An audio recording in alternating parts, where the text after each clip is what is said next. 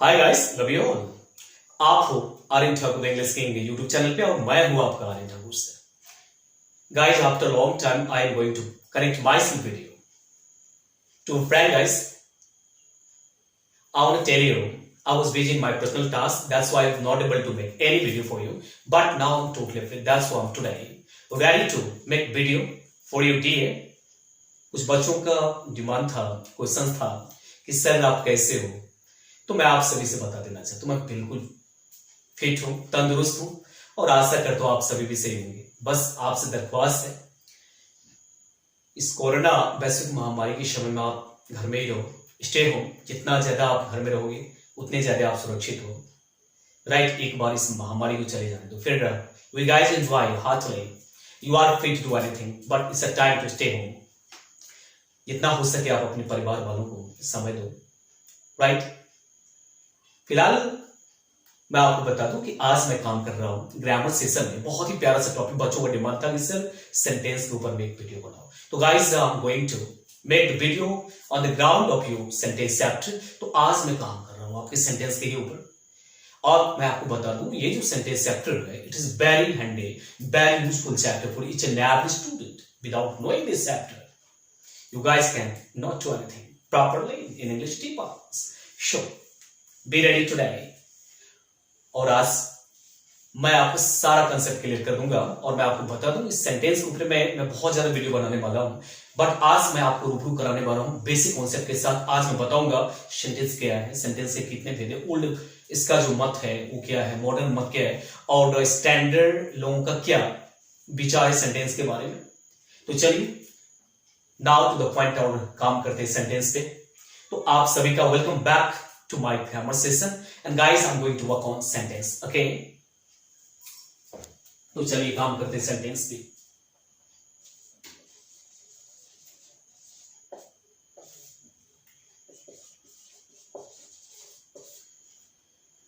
Dear students, sentence इसको हिंदी में हम लोग वाक्य कहते हैं और मैं आपको बता दूं ये चैप्टर इतना इंपॉर्टेंट है कि जितना ज्यादा हम इसके बारे में बोलेंगे उतना कम पड़ जाएगा। एक ऐसा चैप्टर इसको जानने के बाद आप अंग्रेजी को जानने लगोगे। इसलिए आपसे गुजारिश है कि मेरे बातों को इत्मीनान के साथ सुने और इस चैप्टर को ज्यादा से ज्यादा आप समझने का प्रयास करो। गाइस, जब लेटर आपस में मिलता है तो वर्ड का निर्माण होता है। लेटरों के समूह से वर्ड बनता है और वर्ड का जो छोटा यूनिट होता है उसको लेटर कहा जाता है। वर्ड का ऐसा यूनिट जो फेफड़ा के माध्यम से मुख से होते हुए बाहर निकलती है, जिसको आप आसानी से सुन सकते हो, लिख सकते हो, लेटर कहलाता है। लेटर को आप नहीं तोड़ोगे, लेटर को तोड़ने के बाद कुछ नहीं मिलेगा, बट अगर आप वर्ड को तोड़ रहे हो तो डेफिनेटली आपको लेटर मिलेगा। तो एक से ज्यादा लेटर जब आपस में मिलता है तो वर्ड का निर्माण होता है।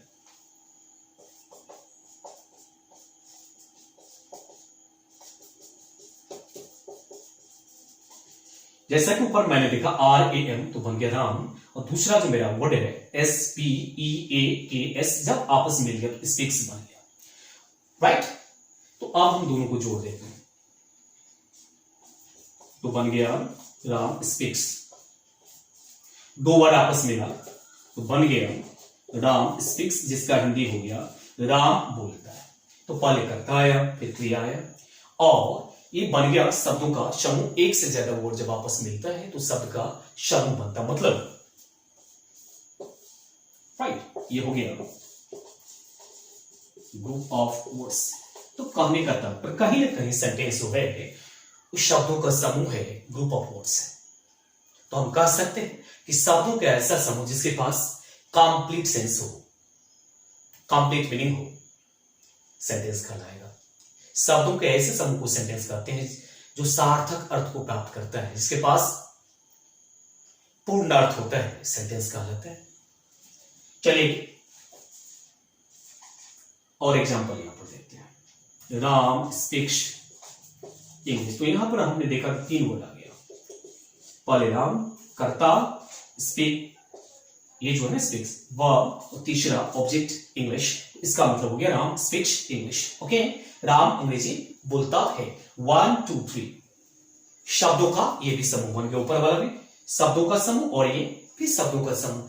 बट मैं आपको बता दूं, एक वर्ड भी कभी कभी सेंटेंस हो जाता है बशर्ते उसके पास कंप्लीट मीनिंग। और बाद में मैं बात करूंगा, क्लियर करूंगा कि कभी कभी शब्द भी सेंटेंस होता है बशर्ते वो कंप्लीट सेंस रखे, और शब्द का समूह भी सेंटेंस होता है बशर्ते वो कंप्लीट सेंस रखे। और आज मेरे को बात ही करना है सेंटेंस के ऊपर में, तो चलिए इसको डिफाइन करते हैं। और आपने देखा कि एक से ज्यादा वर्ड जब आपस में ग्रुप बनाता है, कैसा ग्रुप, कंप्लीट सेंस वाला, तभी सेंटेंस होता है। शब्दों के ऐसे समूह को सेंटेंस कहते हैं जिसके पास कंप्लीट सेंस हो, मीनिंगफुल स्ट्रक्चर हो, मीनिंग भी हो और बनावट भी हो, तभी जाके सेंटेंस होगा। इस दोनों में से कोई भी कम पड़ गया तो सेंटेंस नहीं होगा, राइट। सार्थक अर्थ निकलना चाहिए इसका।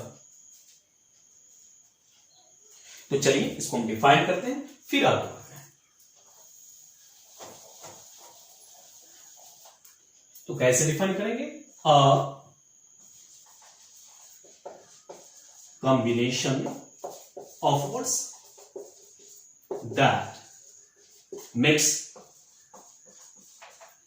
A complete sense is called sentence. Combination of words, शब्दों का समूह, दैट जो बनाता है क्या, कंप्लीट सेंस बनाता है, सेंटेंस कहलाता है। या a meaningful structure of words that makes a complete sense. शब्दों का अर्थ पूर्णाकार, जिसके पास अर्थ भी हो और आकार भी हो, जो कंप्लीट सेंस बनाता है, सेंटेंस कहलाता है। तो डेफिनेटली यहां पर बात क्लियर हो गया है कि सेंटेंस के पास मीनिंग भी होता है और स्ट्रक्चर भी होता है, अर्थ भी होते हैं और बनावट भी होते हैं। तो आगे चल के हम देखेंगे कि अर्थ के दृष्टिकोण से भी सेंटेंस के भेद हो जाते हैं और बनावट के दृष्टिकोण से भी सेंटेंस के भेद होते हैं। फिलहाल सेंटेंस तब बनेगा जब अर्थ भी होगा और बनावट भी होगा, तभी जाके कंप्लीट सेंस निकलेगा। तो शब्दों के अर्थपूर्ण आकार को वाक्य कहा जाता है, जिसके पास कंप्लीट मीनिंग होता है, राइट।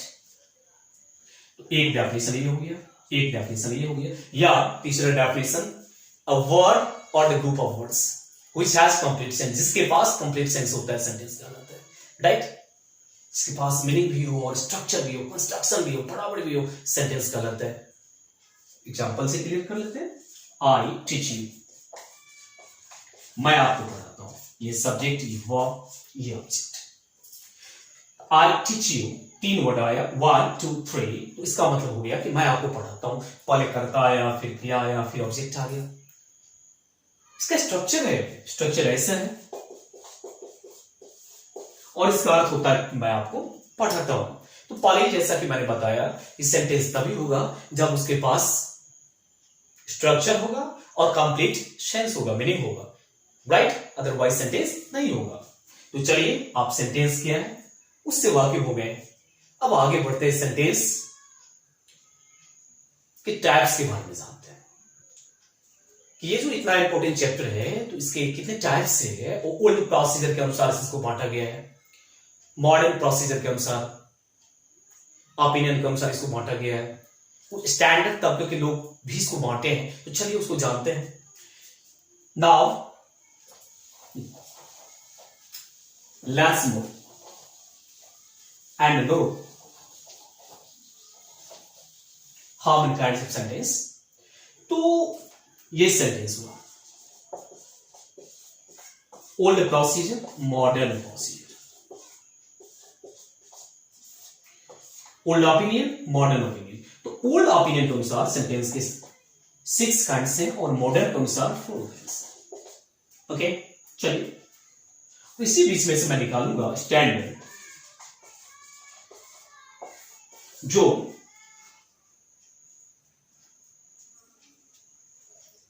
ओल्ड और मॉडर्न से पढ़े।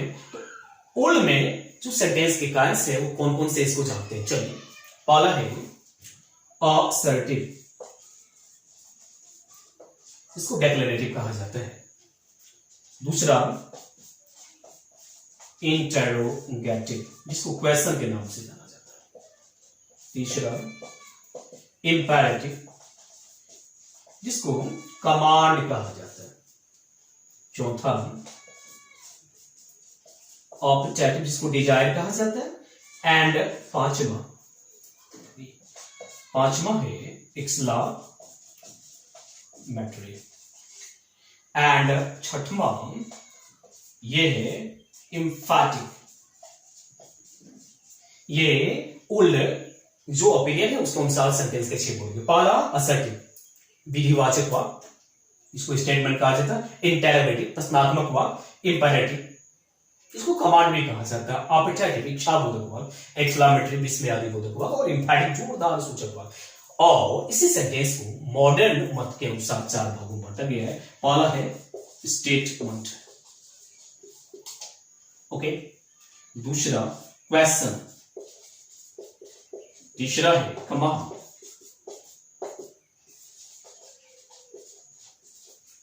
चौथा है एक्सक्लेमेशन, राइट। तो ओल्ड ओपिनियन के अनुसार सेंटेंस के 6 काइंड्स हो गए और मॉडर्न के अनुसार 4 हो गए। और भी बहुत सारे, चलिए उसको हम जानते हैं। स्टैंडर्ड इंग्लिश में सेंटेंस के भेद है, वो क्या है? पहला कॉजेटिव, दूसरा कंडीशनल, तीसरा वर्बलेस, चौथा कॉन्ट्रैक्टेड,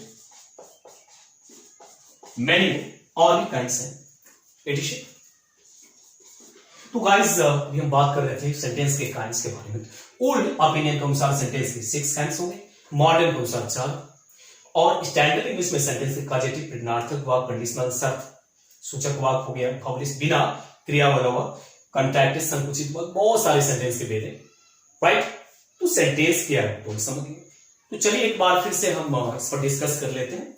ये तो काइंड्स थे सेंटेंस के, और बाद में मैं इसके ऊपर वीडियो बनाऊंगा, हर एक काइंड्स के ऊपर वीडियो बनाऊंगा, राइट। और सेंटेंस चैप्टर को फिनिश करते करते you guys be superb here, be able to just get English term and condition easily, okay. फिलहाल आगे बढ़ते हैं।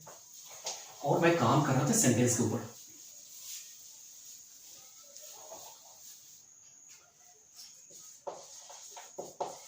और मैंने लिखा था मीनिंग,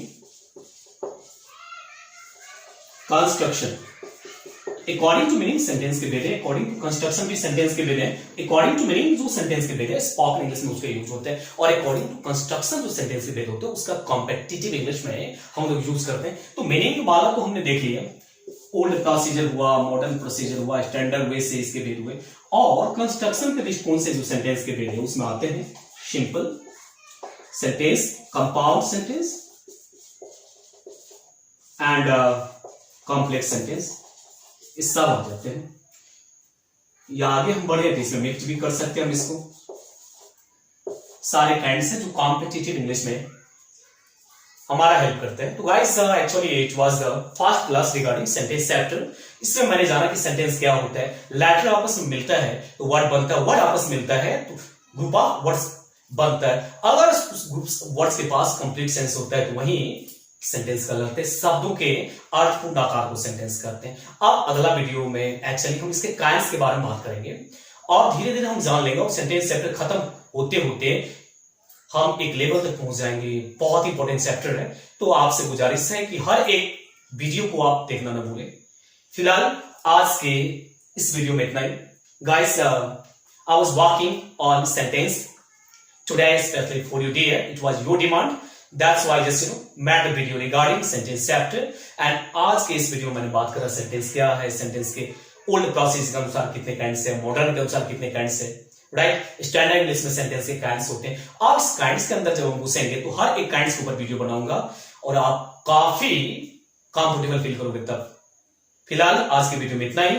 बस मैं आपसे कहना चाहूंगा कि जब भी आप मेरे वीडियो को देखते हो तो लाइक, कमेंट और शेयर करना ना भूलें, ताकि मुझे मोटिवेशन मिले और ज्यादा से ज्यादा वीडियो आपके लिए बना सकूं। फिलहाल आज के लिए इतना ही, फिर मिलते हैं अगले वीडियो में, तब तक के लिए